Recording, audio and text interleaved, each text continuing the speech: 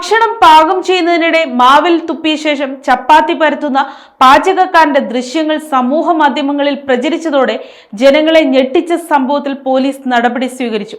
കഴിഞ്ഞ ദിവസങ്ങളിൽ വൈറലായ വീഡിയോയിൽ ഭക്ഷണം തയ്യാറാക്കുന്നതിനിടെ പാചകക്കാരൻ നടത്തിയ ഹീനമായ പ്രവൃത്തി വ്യക്തമായി കാണാമായിരുന്നു. സംഭവം പൊതുജനാരോഗ്യത്തിന് വെല്ലുവിളിയാകുന്നതായി വ്യാപകമായ വിമർശനങ്ങൾ ഉയർന്നതോടെയാണ് പോലീസ് ഇടപെട്ടത്.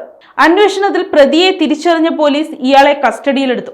ചോദ്യം ചെയ്യൽ തുടരുകയാണെന്നും ഇത്തരം പ്രവൃത്തികൾക്കെതിരെ കർശന നടപടികൾ സ്വീകരിക്കുമെന്ന് പോലീസ് വ്യക്തമാക്കി.